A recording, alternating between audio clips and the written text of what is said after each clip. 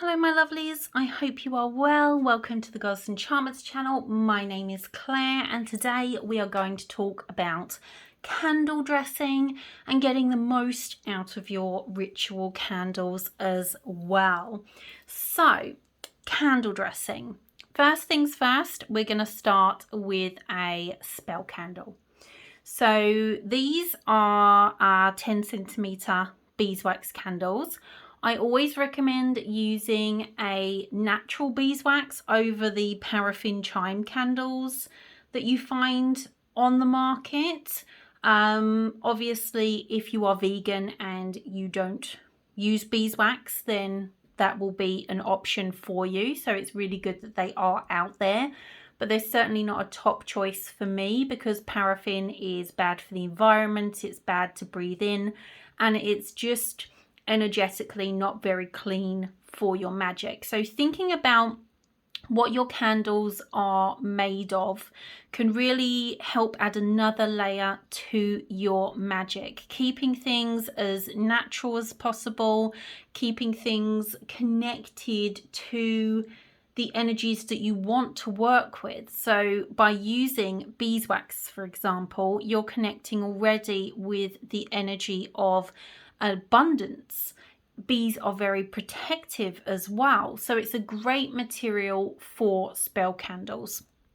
Now, obviously picking your color, super important, and having your holder. Now, the thing that I see the most on the internet, which often horrifies me, is people drenching this in oil for dressing their candle and then putting tons of sort of chunky herbs like this just stuck into the wax. And the problem you'll have with that, if you crust up your candles in herbs, is the wick and the flame will catch the herbs and heat whatever your wax is, whether that be paraffin, whether that be beeswax. It will heat it at a higher and quicker temperature than you want. So the first thing it's going to do is make your candle burn down a lot quicker. In some cases, it can literally set the whole candle on fire. There is also a trend at the moment of people encrusting these in herbs and then dipping the candle. Ironically, then they put a big label on them saying this is a fire hazard. I'm like, well, you know, guys, you know me, I'm straight up. Don't sell something that's going to be write out a fire hazard or encourage people to do that at home. So when it comes to your candle, you've chosen your color, you've chosen your candle. Choose an oil that suits your intention. I'm using our Lepidolite Moon oil, which brings in beautiful calm and relaxation. It opens the third eye and the crown chakra.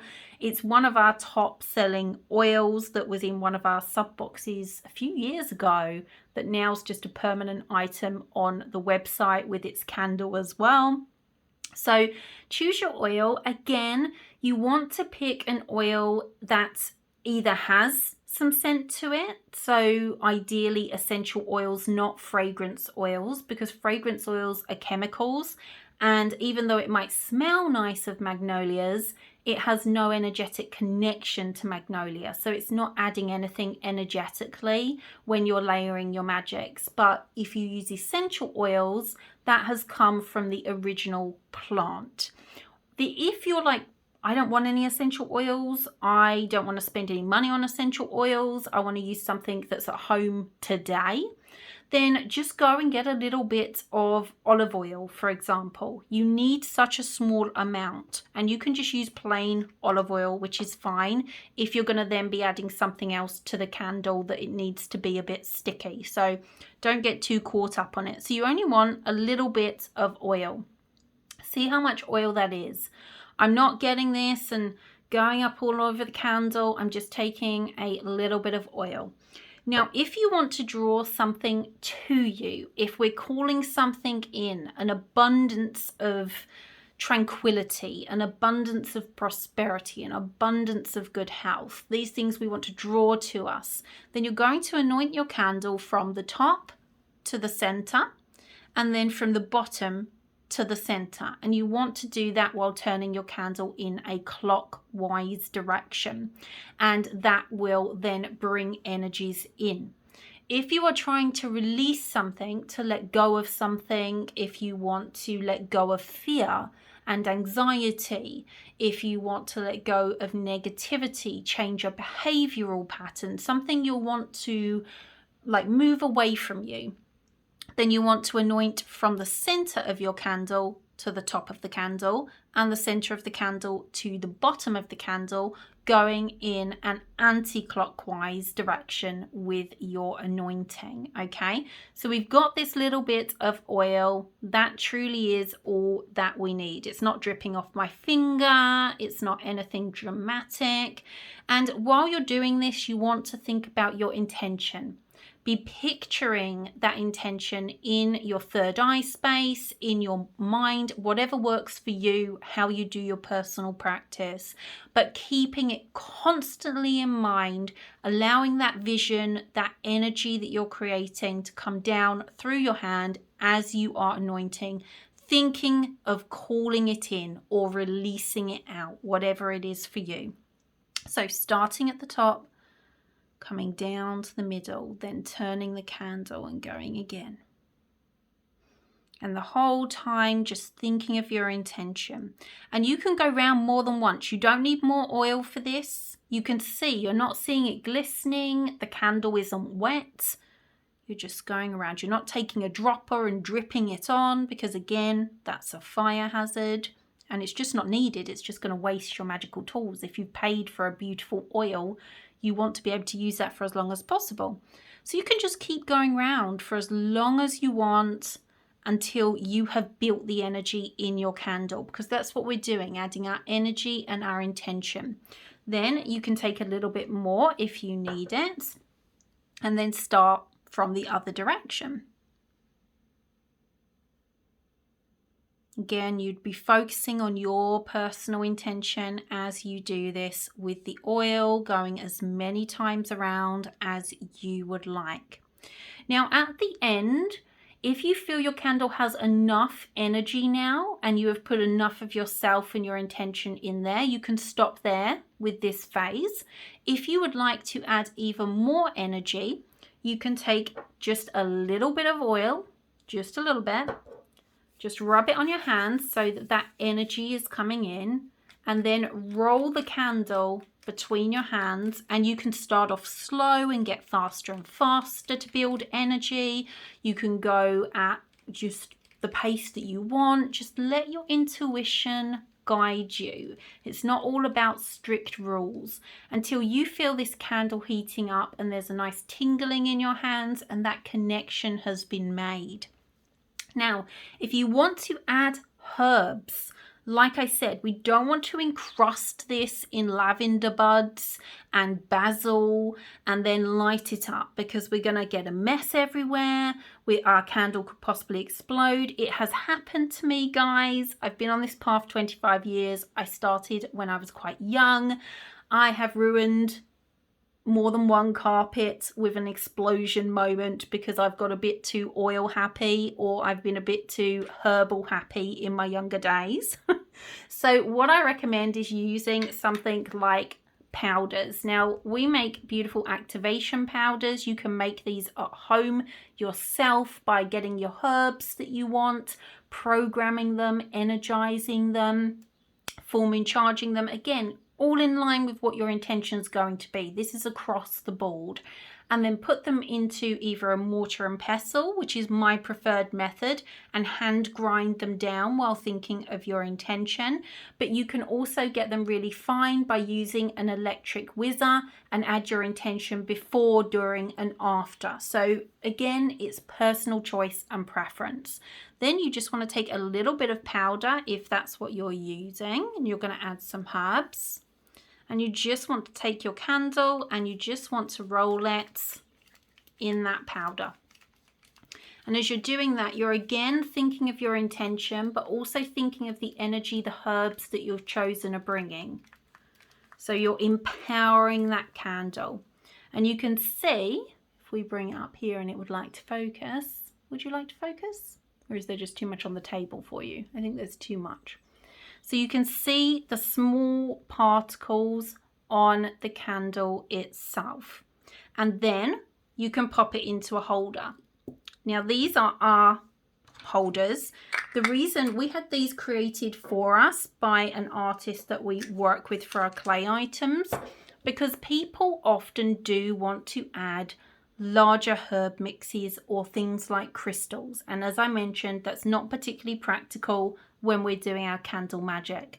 So if you use a tray for your candles, a lot of you have seen me do that before, have a candle holder that has a dish, then you can add additional items for your ritual into here. So we can grab some of those big herbs that we wouldn't normally want to put on here. We can take some crystals that we've programmed and pop them in here as well. And you can do that on a tray, whatever is right for you. But there's other ways that you can add them without sticking them on. Then this could literally be your ritual. Your ritual is just in this little dish with your ingredients and your candle, and you do some candle magic. Or you might have a full ritual going on. You're making a charm, you're making a poppet, whatever it may be. So that's how to work with a spell candle. That would also work for larger candles, such as this one as well. So you would still do the same type of anointing. You would still do the same with a powdered or very finely ground herb. Now, what about tins and jars? So this is the mini version of our energy clearing candle. Let's start there, I think. So if you are making yourself at home a candle in a vessel, or if you are purchasing one, there are a few things to look for if you're purchasing and a few things to bear in mind if you're making at home.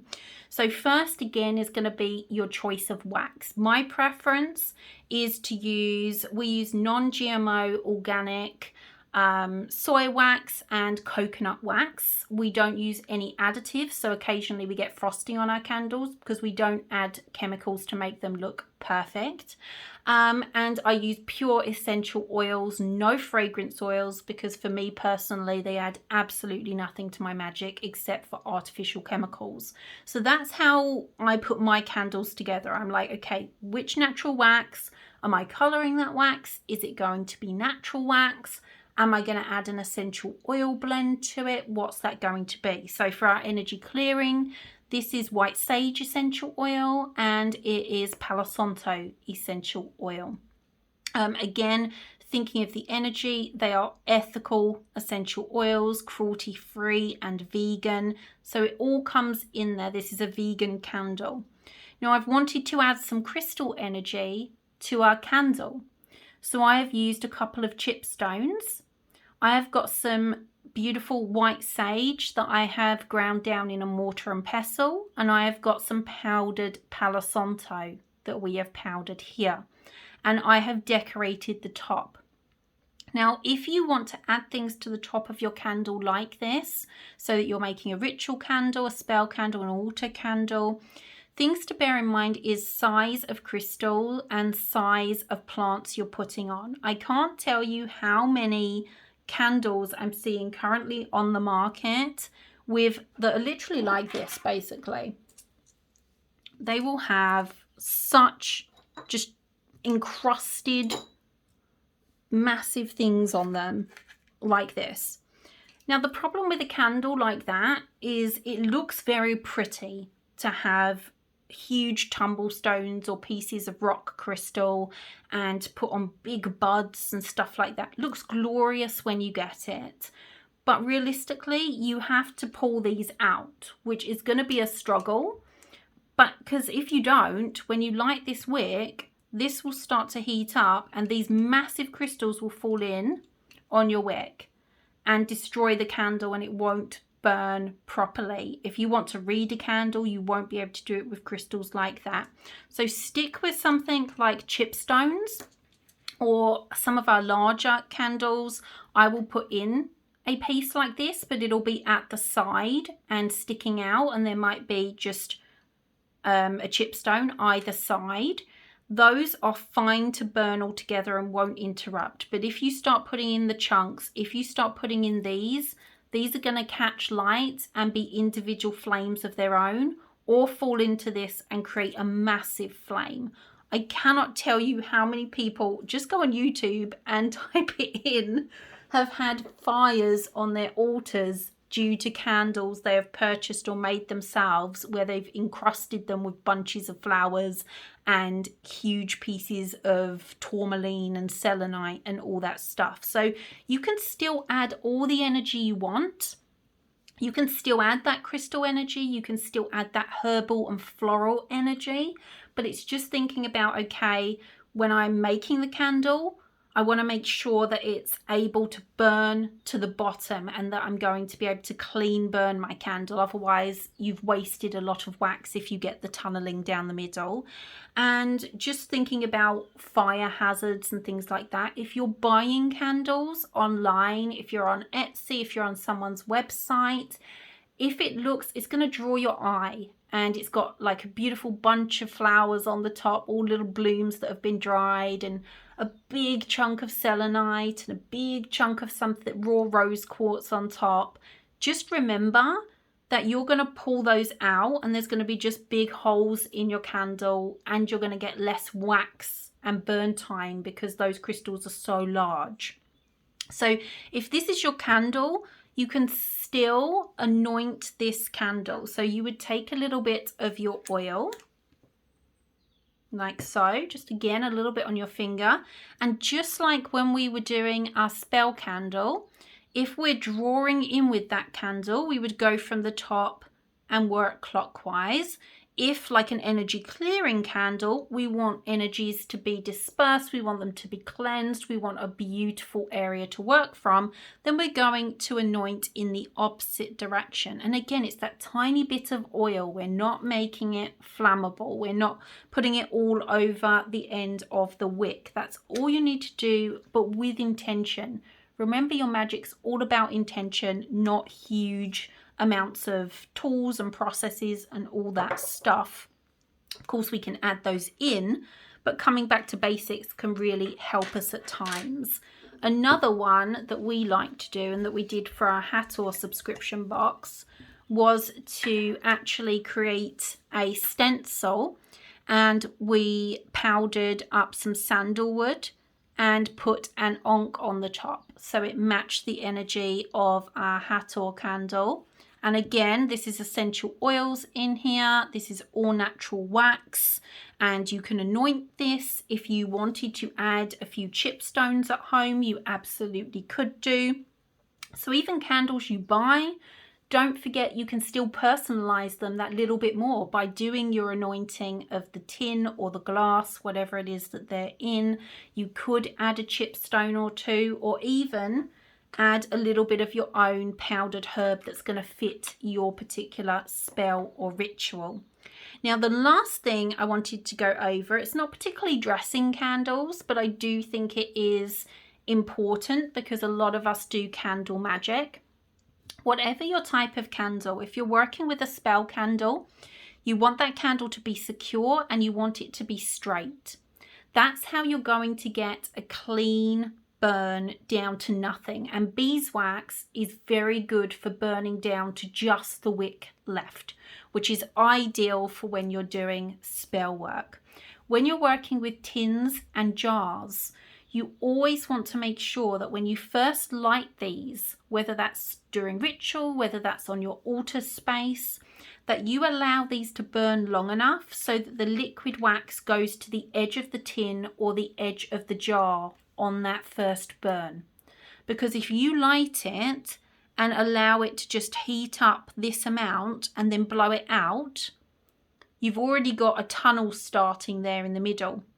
So the next time you light it, you might light it for a short amount of time again. That well is going to heat up and get deeper. So then you're going to have all this wax around the outside that you have wasted and not been able to utilize the magic of. And when it does come to ritual and spell work, we don't want wax hanging about afterwards, because then we have to dispose of that wax. in a sacred way because we've used it as part of our ritual practice. So it was just something extra that I wanted to kind of touch on while we were talking about candles and, you know, bringing them to life basically, and creating something beautiful for you to work with on your altar or during your ritual. So my lovelies, I hope you have enjoyed this video. If you have, do give it a thumbs up. I would love it if you came and subscribed and joined us over here on YouTube. You can also find my Facebook group link and the website links and all of that good stuff in the drop down below. So come join us over there. There's lots of content like this over in my Facebook group that you can come and see, and a files section. Don't forget the files and the albums, lovelies, when you first come and join the group. There's lots of stuff in there for you, including some free journey that you can do, grounding exercises, lots of good stuff. So that is it from me, my lovelies. I will talk to you all very soon. Blessed be.